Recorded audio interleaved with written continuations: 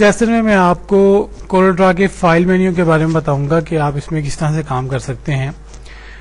ये आपका file menu, इस पे आप एक मतलब क्लिक करें तो सबसे पहले जो आपका सब मेन्यू है वो है न्यू का, जिसकी शॉर्टकट की कंट्रोल एन है, जबकि फाइल मेन्यू की शॉर्टकट की आल्ट एन एफ होती है।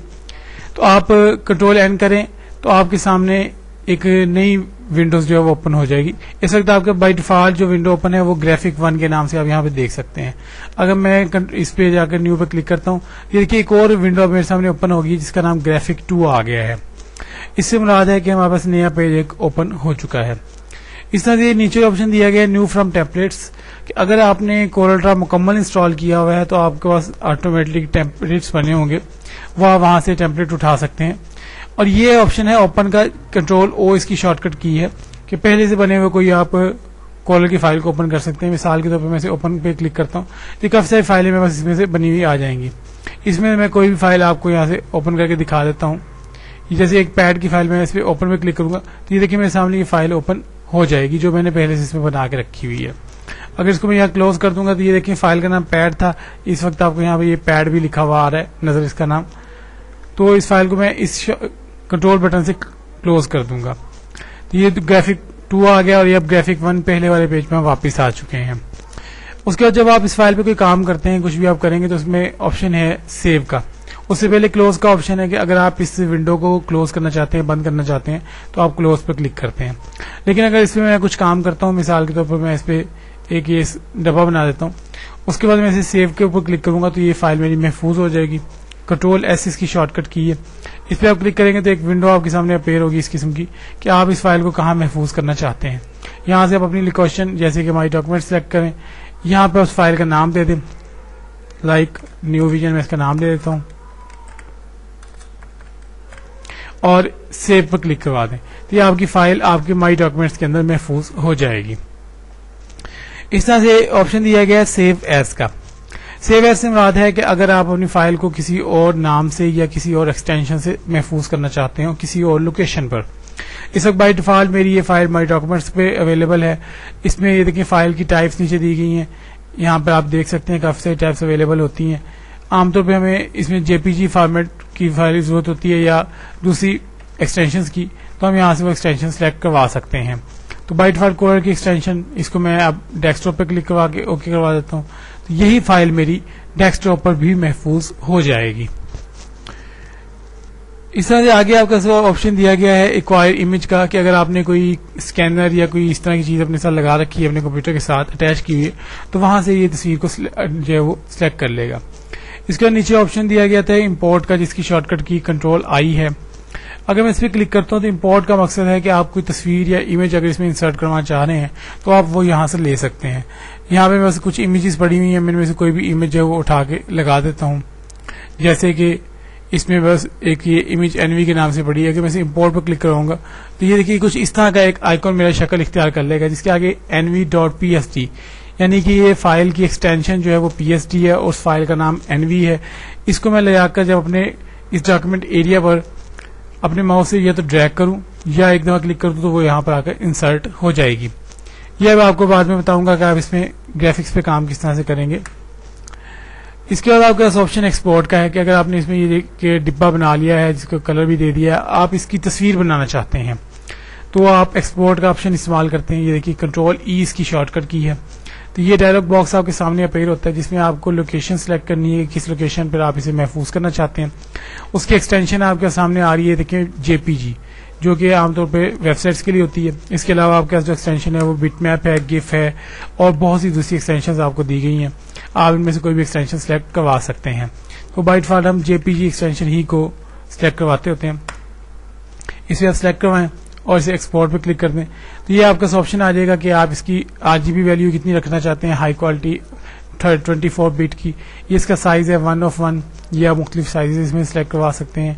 बाय डिफॉल्ट 1/1 रहने देते हैं। ये इसकी पिक्सल्स हैं, विड्थ की और हाइट की पिक्सल्स हैं।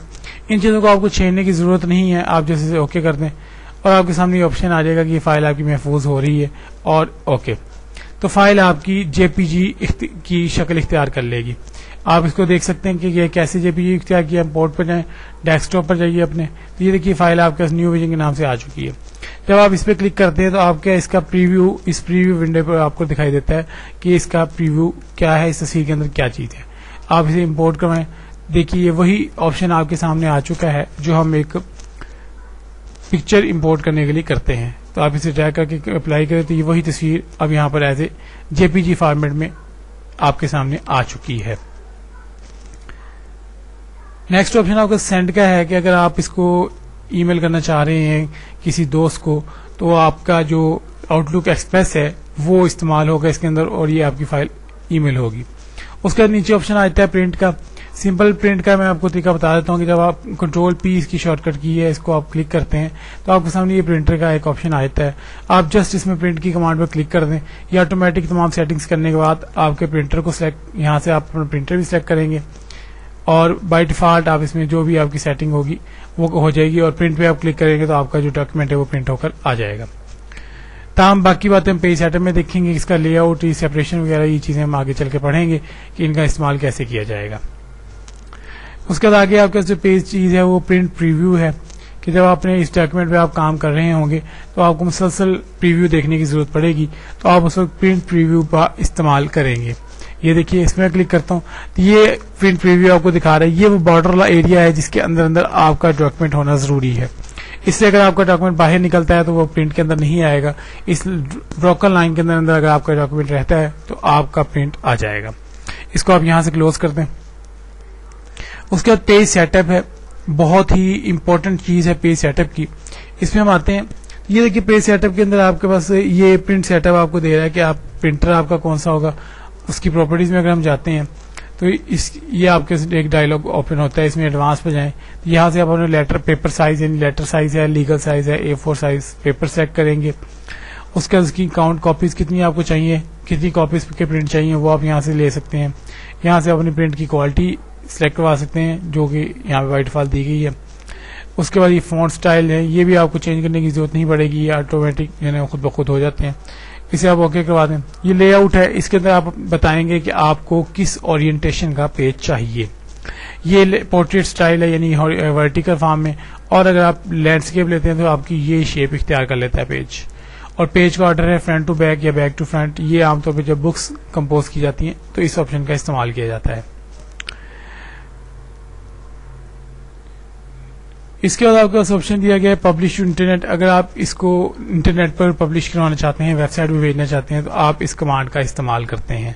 उसके नीचे है पब्लिश टू पीडीएफ कि ये जो फाइल मैंने बनाई है इसको मैं पीडीएफ फॉर्मेट यानी एक्रोबैट रीडर की फॉर्मेट में कन्वर्ट करना चाहता हूं, तो मैं इस ऑप्शन का इस्तेमाल करूंगा। इस पर देखिए मैं क्लिक करता हूं तो ये नीचे परसेंटेज शुरू होगी इसकी आनी। यहाँ पे ये बता रहा है कि ये फाइल जो है मेरी कहाँ जाके महफूज हो रही है। इस वक्त ये माई डॉक्यूमेंट्स में मेरी जाएगी और इसकी एक्सटेंशन देखिए आपको नजर आ रही है, पीडीएफ बन चुकी है। आप इसको चेंज करवा सकते हैं, इसे आप डेस्कटॉप पर रखवा दें। ये फाइल आपकी न्यू विजन, लेकिन इसकी एक्सटेंशन पीडीएफ होगी, सेव करवा दें। ये एक्सपोर्ट रेंज है कि तमाम के तमाम पेज कर दिए। आप इसमें रेंज बता देते हैं कि पेज 1 से लेकर कहाँ तक के पेज आपके वो सिलेक्ट करें। इसका तो आप ओके करेंगे तो ये आपकी फाइल एक पीडीएफ यानी एक्रोबैट रीडर की फाइल में कन्वर्ट हो जाएगी, जिसको आप कहीं भी बआसानी कोरल ड्रॉ के बगैर ही ओपन कर सकते हैं। इसके बाद आप नीचे देखें कुछ ये चीजें आपको यहाँ दिखाई दे रही होंगी, जैसे ये न्यू विजन और ये पार्टिसिपेशन सर्टिफिकेट और ये कार्ड टाइप चीजें बनी हुई नजर आ रही हैं आपको। ये वो चीजें हैं जो आपने रिसेंटली मैंने इसमें जो है वो ओपन की हैं, वो तमाम डॉक्यूमेंट्स जो रिसेंटली इसमें ओपन किए गए हैं। अगर मैं इस पर क्लिक करता हूँ न्यू विजन वाले पे, इस आइकन पर, ये देखिए ये ऑप्शन इसमें बस आ जाएगा कि ये सेटिंग्स मैंने अभी तक चेंज नहीं की हैं। तो ये वही डॉक्यूमेंट जो मैंने अभी सेव किया हुआ न्यू विजन के नाम से, उसका जो है वो आ रहा है कि इसे मैं रिसेंटली ओपन यहाँ से कर सकता हूँ।